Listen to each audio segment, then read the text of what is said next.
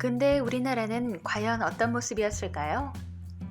때로는 아픈 역사를 전하기도 하지만 그 역사를 되새기며 미래를 그려볼 수 있는 매우 뜻깊은 박물관이 기다리고 있습니다. 군산 앞바다는 김제평야의 쌀을 수탈해 가던 바닷길이었습니다. 오로지 쌀의 수탈을 위해 개양된 군산항을 중심으로 일본인들이 모여들면서 발달한 군산은 당시의 모습을 보여주는 유적지로 가득합니다. 그중 가장 먼저 찾은 곳은 군산의 역사를 한눈에 살펴볼 수 있도록 마련된 박물관.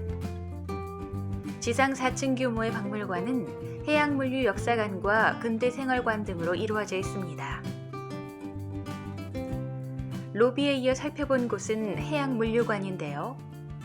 군산 물류유통의 역사라는 독특한 주제를 중심으로 역사 문화 자료들이 전시되어 있습니다.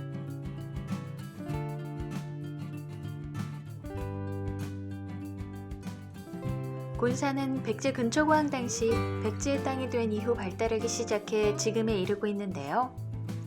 그 모든 군산의 역사를 면면히 살펴볼 수 있습니다.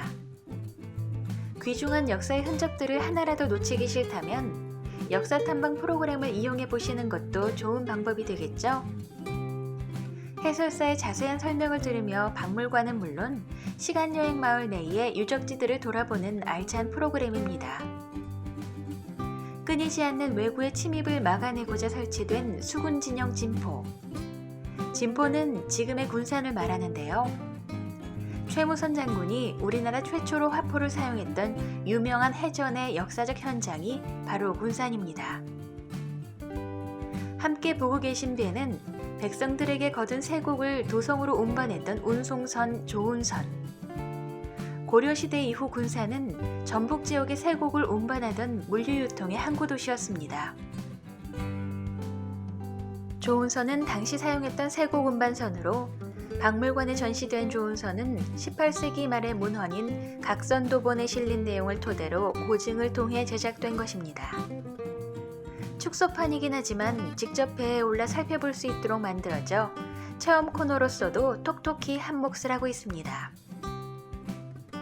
이번에 만날 유물들은 모두 바다에서 발굴한 보물들. 특히 야미도 해저 발굴은 고려 청자를 밀매하다 붙잡힌 도굴꾼의 자백에 의해 이루어진 것으로 무려 4,800여 점의 청자를 인양했다고 하는데요. 그 덕분에 이렇게 귀한 고려 청자의 아름다움을 감상할 수 있습니다. 1930년대 군산, 과연 어떤 모습일까요? 1899년 개항 이후 일제 수탈의 거점 도시였던 군산의 모습을 1930년 9월의 시점에서 재현한 모습이 눈앞에 펼쳐지는데요. 초가집인 듯 싶지만 우리가 아는 초가집과는 다른 모습. 이 집은 토막집이라고 하는데요. 일제강점기 도시 빈민들이 살던 임시주택으로 당시 군산에는 산비탈에 이런 토막집을 짓고 사는 이들이 허다했는데요. 하루하루 살아갔던 고단한 삶의 터전의 모습을 잘 보여주고 있습니다. 이번에는 군산 최초의 사설 중등교육기관 영명학교로 가볼까요? 1903년 설립된 영명학교는 한국인 교육기관이었고 호남 최초의 3.1 만세운동 중심지였습니다. 이후 신사참배가 거세지면서 조선인 학교에 대한 탄압이 이뤄지고 학교를 설립한 미국인 선교사들이 간첩으로 몰려 추방당하면서 결국 1940년 자진 폐교하게 되었는데요. 이 역사적인 학교를 기념하는 곳에 일제에 항거한 애국지사들의 발자취를 더듬어 볼 수 있는 전시 또한 마련되어 있습니다.